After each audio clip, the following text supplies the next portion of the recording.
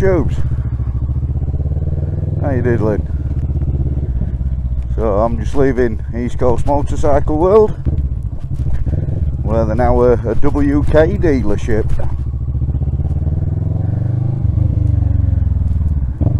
Some nice bikes in there as well. A lovely 650 MT it's called.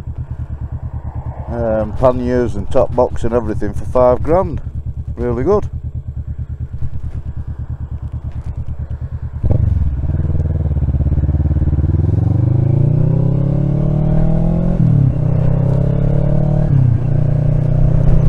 Just got to be careful coming out of here because there's blood all over with speed cameras.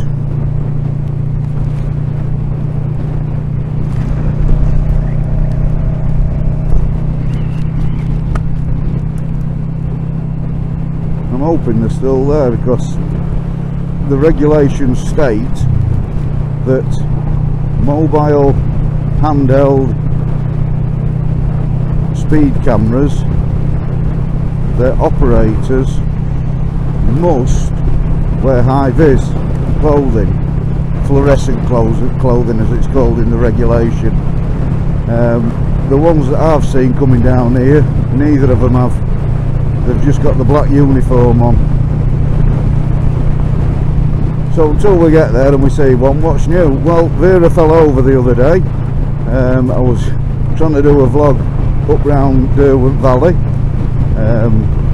Pulled up, turned her off, put her on a side stand, got off, took the gloves off, helmet off, stood and had a smoke. Thought I'll take some pictures. I walked away from the bike, got about 6 foot away from it, and I had a clump turn around and she was on the side. Luckily all I've done is, or all it did was break the clutch lever and put a little scuff on the fairing down there. So nothing drastic. Still riding her. It's actually better. I might get some stubby grips on now. Some stubby levers on.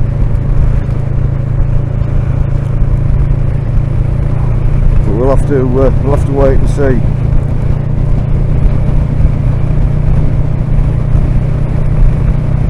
I think these plod have actually moved on now, by the looks of it, but I won't guarantee it. Not knowing Humberside police anyway. They do like to get you Humberside police, and they do like to get you on them speed awareness courses.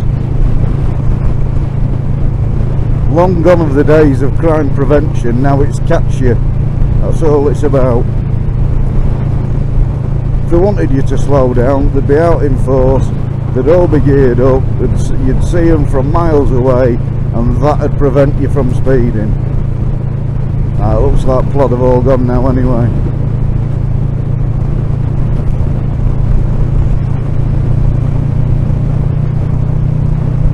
There's no point in caning it, is there? Just in case they've moved to where I'm heading.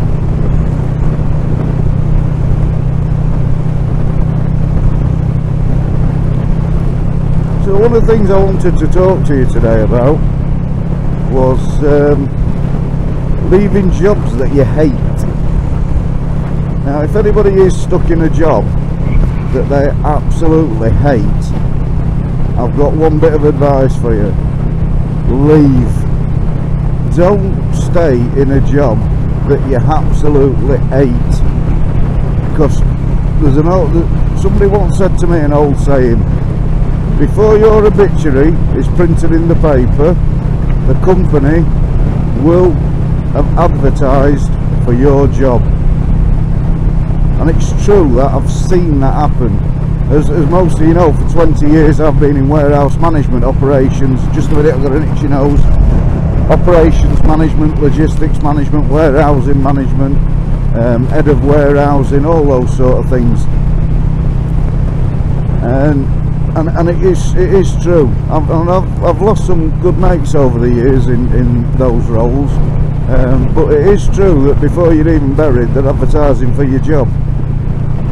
And as some of you know, I walked out of a job 3 months back now, Couldn't take it any longer. I'm not going to go into details of the company or anything like that. They were absolutely awful, treated the staff appallingly, and they wanted me to do the same as a manager, and I couldn't do that. I'm a better person than that. And then when I should have known, because the second day that I was there, bailiffs actually turned up to repossess some of the machinery, so I should have known what sort of company I was looking into. And some of the last straws were, in the UK we have a law that the company is legally obliged to supply any PPE, that's personal protection equipment, that's required for the jobs. Now that's usually high-vis and boots, depending on what you're doing. It could be gloves, it could be an hard hat, it could be safety glasses, anything like that that is required for your job. Then the company has got a legal obligation to provide you with it.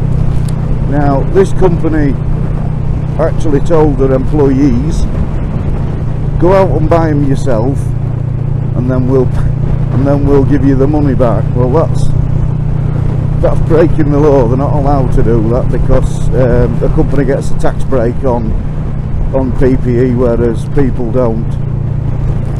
So that was one area that I had a few discussions with them on, and in the end I went out and bought a load of PPE gear for the lads and lasses, and supplied them myself. I didn't get the money back. That's a lovely trike, look at that, that's beautiful. Didn't get the money back, but the last straw was that the warehouse was a food warehouse as well. And if I told you some of the other stories, you'd never buy certain products again. But it was looking a bit messy, it was looking a bit scruffy. I've tried everything to try and get us a scrubber in so we could scrub the floors. But the company was in that bad a state, nobody had even rent us one, let alone let us hire one for long periods. So I went out and bought some brushes, and I spent, myself and my team, we spent a full day sweeping up, cleaning up, tidying up, and oh, didn't realise I was coming to a 30 limit there. I hope Plod weren't about. And the bloke that owns it, who lived in Cloud Cuckoo Land, I think, he came in the day after shouting and roping, and saying he wanted everybody sacking because of the state of the place. So I argued back, saying, just a minute, this is your responsibility. I'm having to do this, and I'm having to buy brushes, and I'm having to do that to make us legal, or somewhere near legal. And he didn't care. He was not interested in the slightest. So it came to an end, and I told him to shove his job up his arse, and I walked out. Now, my little lad Josh had been saying to me for a few weeks that I was no fun anymore, that I was coming home in a mood every night, and I was working long hours and 6 and 7 days a week as well, trying to get this place right, which is, you know, has been my forte. That's what I've done, that's what I consult at doing, getting places right. But this place was no way could I get this place right. But he was saying that I was coming home, and I weren't shouting and bawling. I try not to do that as I've got older, but I was just no fun. He said that he felt like he couldn't do much right without me making a comment about it, and that's wrong. That you know, he's my life, my little lad, as all of my kids are, but he's littlest one, so I'm still moulding him. But even Mrs. Rigger, she said she'd noticed change in me. So I walked out. Fortunately enough, I've got a bit of savings in my bank, and I'm still not working now. This is 3 months later. I still haven't signed on. I refuse to sign on, even though I've paid into it all my life. I've signed on twice in my life, and the second time I swore I'd never ever sign on again, because I've never ever been treated so badly before in my life. Appalling. They treat you like absolute scum at them places, and it really wound me up. Alright, there are a lot of people that's fudging the system, but there's a lot of people out there that actually need to sign on, and they need that money through no fault of their own. Jobs, you know, places are closing down left, right and centre in Yorkshire at the minute. In fact, in the whole UK, you can blame Brexit as much as you want, but I don't believe it's anything to do with Brexit.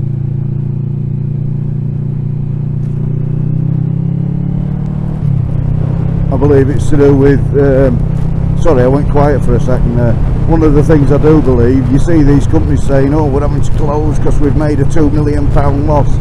What they don't actually tell you is that they've still made a £15 million profit, but they've lost 2 million from the year before, where they was expecting 20 million that year because they made 17 million the year before. They've only made 15 million, so they're saying they made a loss. They haven't made a loss.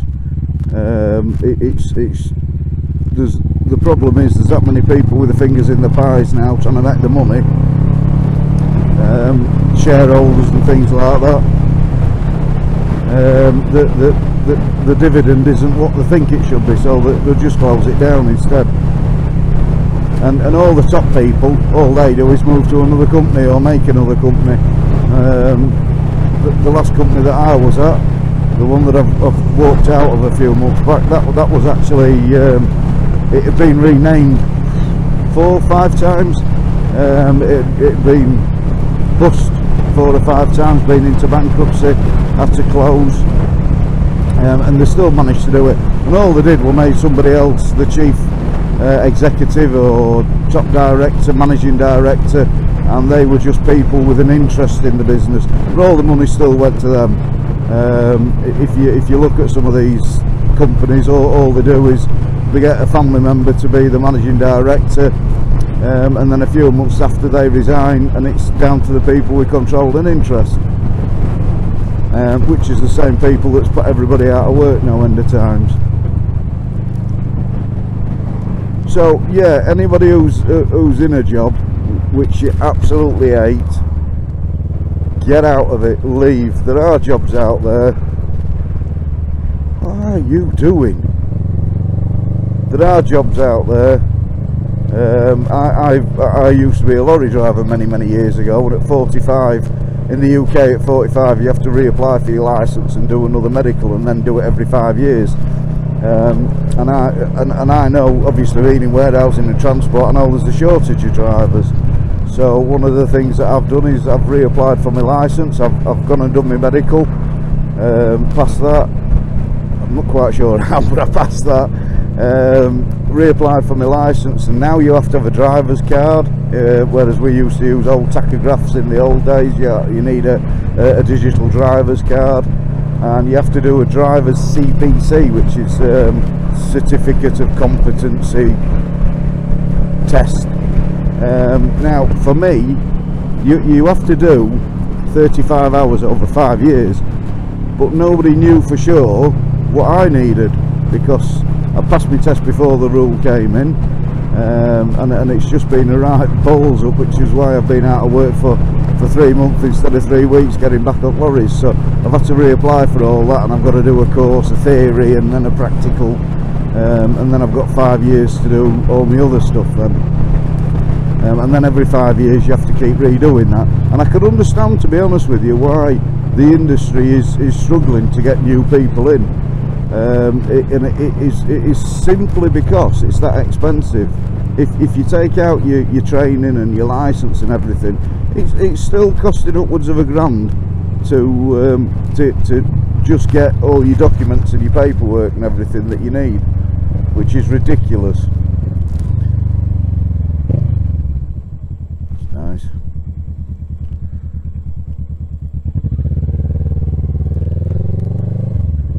I did do a... Oh, come on, can you not change gear? Jeebus. I did do a vlog coming over the Humber Bridge the other day. Let me just get past this cloud. But it was that windy that you couldn't actually hear anything. You could hear it, but it was, I don't know, it was a bit crap, so I didn't bother uploading it. But I did meet a couple of guys. There's a cafe at the bottom of the Humber Bridge on this side, and I pulled in there for a coffee. And there were a couple of guys, and one old guy turned up on a trike, and he was just on his way over to Germany, to a big rally in Germany. A lovely old chap he was. I had a real good talk with him, good conversationalist, and he was telling me about something that he puts in his engine oil called Molly Slip. That's Molly Slip. Now, I'd never heard of Molly Slip before, and it's an additive that you can put in your oil. So if anybody's ever heard of Molly Slip, please, you know, come back and let me know what you think of it. Is it worth this £15 for a little jar full? I'm not convinced it is, but he was over convinced it was. And he gave a little story about what he worked for. I think it was the RAC he worked for, and they got two motorbikes in the 50s. They got two motorbikes, and put this Molly Slip in one and not in the other, and then ran them for 1,000 miles, and then came back, dropped all the oil, and ran both bikes without any oil in whatsoever. The one without the Molly Slip, I think it did a mile before it seized up, and the one with Molly Slip did nearly 30 miles before it seized up. So he's absolutely convinced that this Molly Slip is good. As I say, I've never heard of it before, so I can't make any comment on if it's good or crap. But if anybody has used it before or knows of it, then, you know, drop a comment down below and let me know. Anyway, I've waffled enough now. I'll leave camera rolling just in case something happens. You never know, it might do. And we'll speak again soon. Until then, keep it sunny side up. There is a bit of sun shining somewhere. Ride safe and enjoy your life. We'll speak again soon. Bye for now.